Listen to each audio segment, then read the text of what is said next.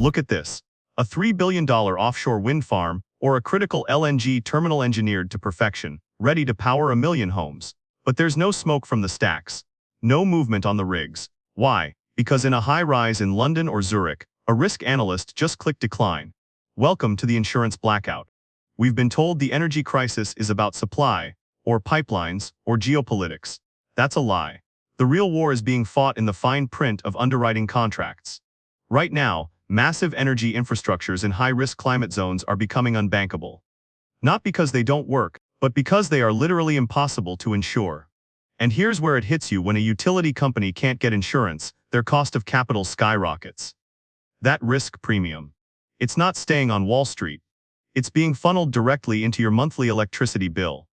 You're paying for a storm that hasn't even hit yet. I've spent my career tracking global power shifts. But what I'm seeing in the insurance markets right now, it's a silent strangulation of the grid. Tonight, we go inside the black box to see who is pulling the plug on your future. To truly grasp the scale of this betrayal, we have to look back at how the world was built. For decades, the global energy map was a playground of ambition. We're talking about massive infrastructure, the $15 billion LNG export terminals along the Gulf Coast, the sprawling wind arrays struggling to rise in the South China Sea, or the deep water drilling platforms in the North Sea. These aren't just projects. They are the high-voltage arteries of modern civilization. Historically, the insurance industry was the silent partner in this progress. If you had the steel and the sovereign will, companies like Lloyd's of London would underwrite the risk for a predictable 2% premium. It was a gentleman's agreement that fueled the industrial world. But look at the data drop hitting my desk today. In the last 36 months, reinsurance rates for energy assets in climate-sensitive zones have surged by a staggering 300%. We aren't talking about a price hike, we're talking about a financial embargo. In 2024 alone, over $400 billion in critical energy infrastructure hit a dead wall. The capital is sitting in the bank, the engineers are on site, but the insurance algorithms, the black box AI, that now dictates global survival, have flagged these regions as uninsurable.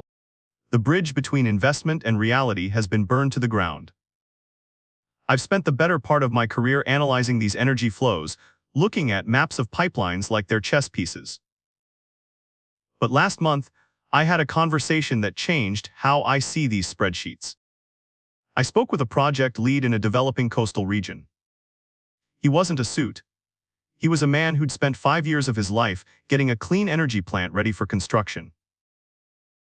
He had 500 local workers signed up, fathers, sons, people who finally had a shot at a stable life.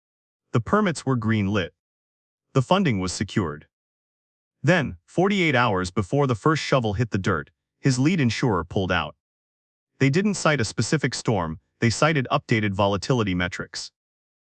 When I heard the tremor in his voice, it hit me: this isn't about saving the planet.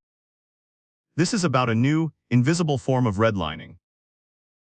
I look at these blueprints now and I don't see technical achievements. I see a father in Vietnam or Texas realizing his town's future has been deleted by a risk analyst in a Zurich high-rise who has never seen a hurricane in his life. It makes me sick, honestly. We're being told this is responsible finance. But it feels like a controlled demolition of the middle class. While the elites talk about resilience at Davos, you, the guy trying to pay for his kids' braces, are the one footing the bill for risk premiums that get tacked onto your utility costs. They pass the buck, and you're the last one holding it. Stop. Forget the polar bears and the melting ice caps for just a minute. That's the emotional smokescreen. If you want to know why your electricity bill just jumped another 20%, you need to look at the shadow move happening in the reinsurance markets. This isn't an environmental crisis. It's a financial siege.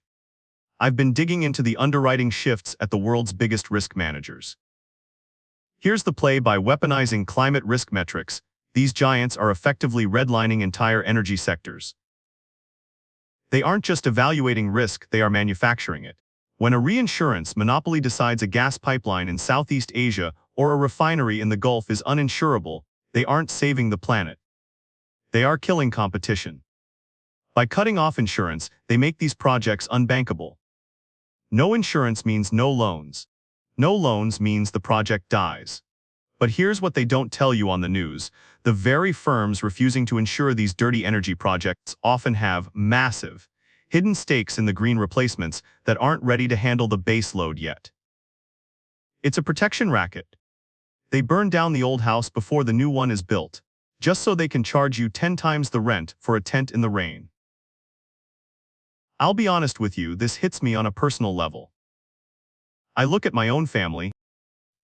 I look at the people in my community who are working 2 jobs just to keep the AC on during a heat wave, and I feel a profound sense of disgust.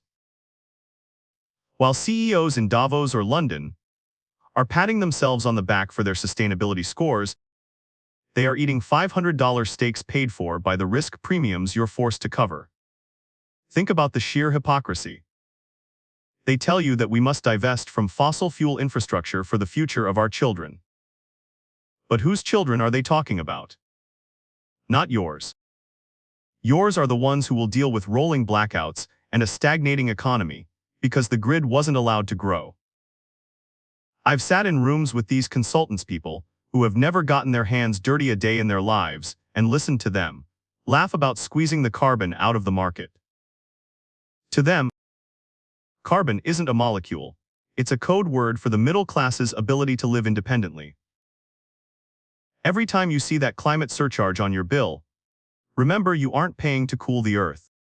You are paying a loyalty tax to a global financial cartel that has decided you don't deserve cheap energy anymore.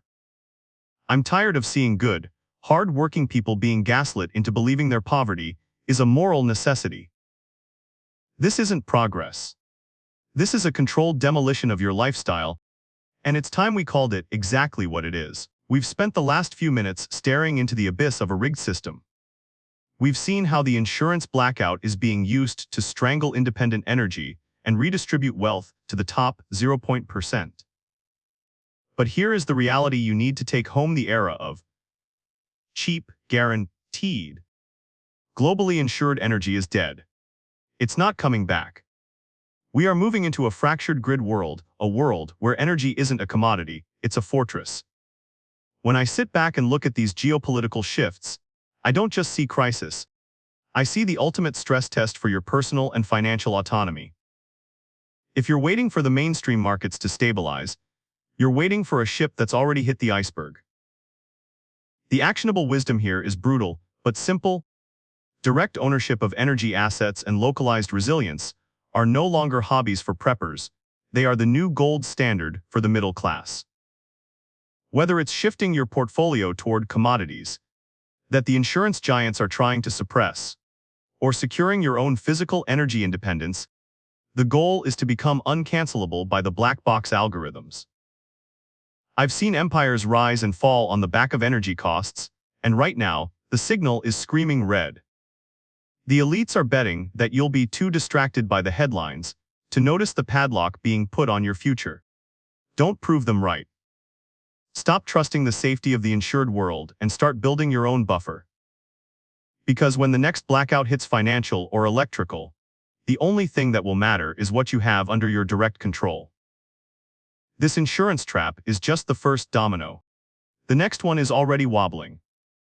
If you think the cost of power is high now, wait until you see what happens when the global maritime choke points go dark. That's a story the insurers really don't want you to hear, and it's exactly where we're going next.